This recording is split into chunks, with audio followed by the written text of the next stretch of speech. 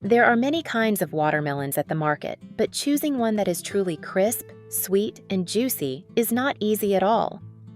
Many people spend quite a bit of money, but still end up buying watermelons that are bland or overripe and mushy, making them far less delicious than expected.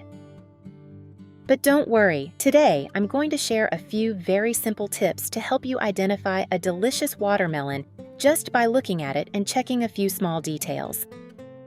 After learning these tips, you'll feel much more confident choosing watermelons that are fresh, sweet, and juicy. Let's get started. I have created subtitles in multiple languages. Please select your preferred language. Comment below and let me know which country you are watching from. It's amazing that we can connect from all around the world. Method 1. First, look at the yellow spot on the watermelon. This is the area that rested on the ground while the watermelon was growing. It will look noticeably different from the rest of the rind. Because this part was touching the ground, it did not receive enough sunlight. If the spot is yellow, it means the watermelon stayed on the ground long enough to ripen naturally.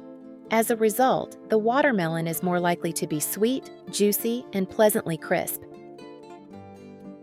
If the spot is white, it usually means the watermelon is not fully ripe because it did not stay on the ground long enough. This type of watermelon is often bland or lacking in flavor. Avoid choosing melons like that.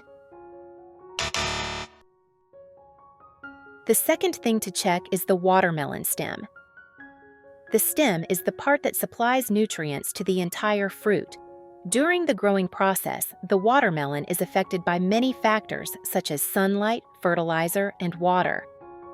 All of these factors can be reflected in the stem. This is one of the easiest ways to tell whether the watermelon is still fresh.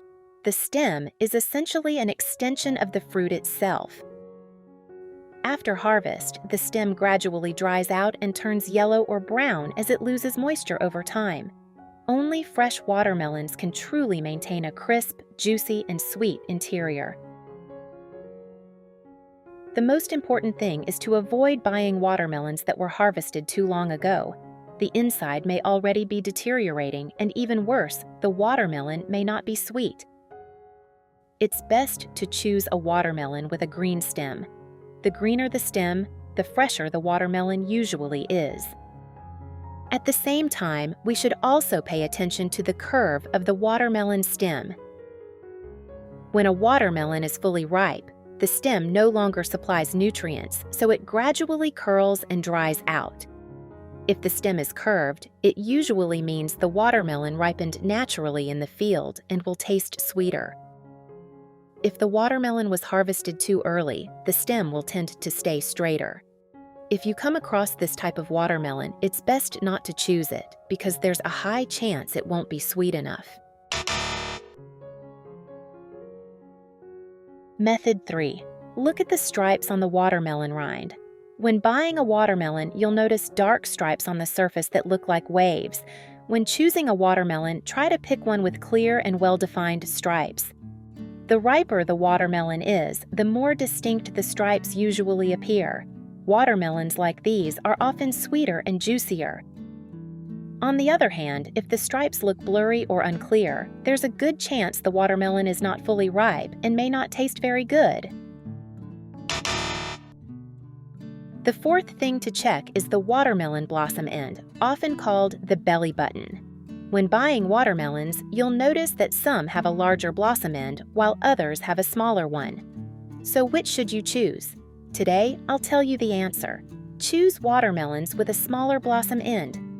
After the watermelon flowers and begins to grow, the flower dries up and forms this small circular mark. As the watermelon ripens and the flesh inside develops, the blossom end gradually shrinks. So, the smaller the blossom end, the more mature the watermelon is likely to be, and the thinner the rind usually is. On the other hand, if the blossom end is quite large, the watermelon was likely harvested before it fully ripened. Because the fruit did not finish developing naturally, it may taste less sweet and less flavorful. Finally, pay attention to the color of the watermelon. Naturally ripened watermelons usually have a deep green color with a slightly dull appearance.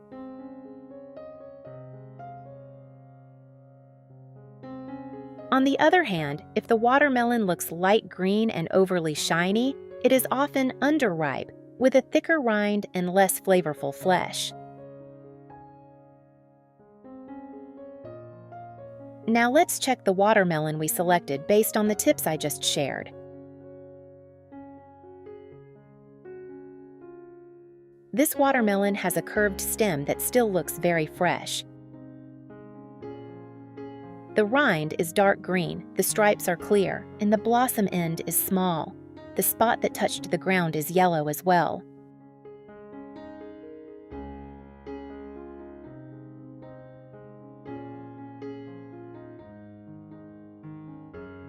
Tip 1. Prepare a sturdy cutting board. Cut off the stem. Then use a sharp knife to cut the watermelon in half lengthwise.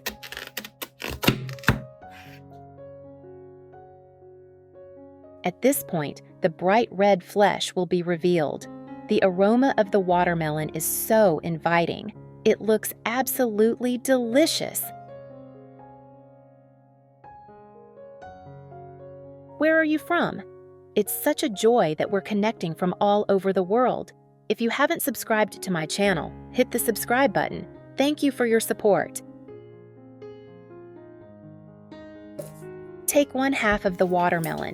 Place it on the cutting board with the flesh facing down and the rind facing upward.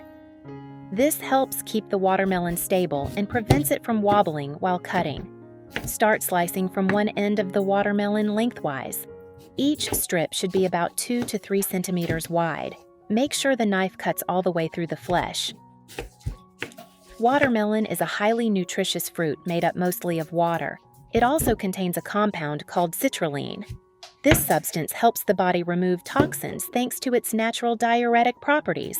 It may also help blood vessels become more flexible by supporting the production of nitric oxide, which can help regulate blood pressure. Most of this compound is concentrated in the white part near the rind, so don't rush to throw the rind away. Next, cut across the strips into smaller pieces about 2 to 3 centimeters wide. This will create neat little watermelon cubes that are very easy to hold and eat.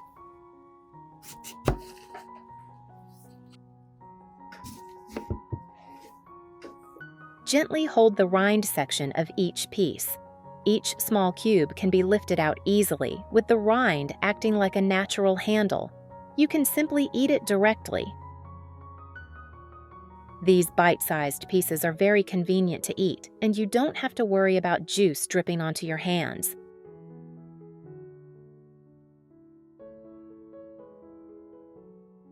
Because the flesh side faces downward, the watermelon also won't dry out quickly. It stays fresh and juicy while the juice naturally drips onto the plate, keeping everything much cleaner. Tip 2. Take one section and continue cutting it crosswise into 2 triangular watermelon slices. Take one slice and begin separating the flesh from the rind. Slide the knife into the corners to make the separation easier. Be careful during this step. Next, use one hand to hold the watermelon flesh steady, with the other hand holding the knife. Start from either the left or right edge of the slice. Make cuts about 2 centimeters apart. Make 2 to 3 cuts on the left side, then create 2 to 3 matching cuts on the right side. The knife should cut through the flesh completely. Finally, cut downward from the top of the watermelon flesh into small cubes about 2 centimeters in size. Now, each small watermelon cube will still be supported by the rind underneath, almost like sitting inside a natural little box. Insert a toothpick or small fork directly into each cube. You can serve and eat them immediately at the table. Just pick up each piece and enjoy. No need to touch the watermelon directly with your hands anymore. The rind acts like a small individual serving plate, helping prevent juice from dripping everywhere. After eating, you can simply discard the rind. You may not even need to wash extra plates afterward. It's very convenient and clean for serving guests. Each watermelon piece is perfectly bite-sized, making it easy to eat even when you're in a hurry. Both children and older adults tend to enjoy this method. This cutting style also makes watermelon more fun and appealing for children, helping increase their appetite. Have you remembered the tips for choosing fresh, sweet, and crispy watermelons? How do you usually choose a watermelon?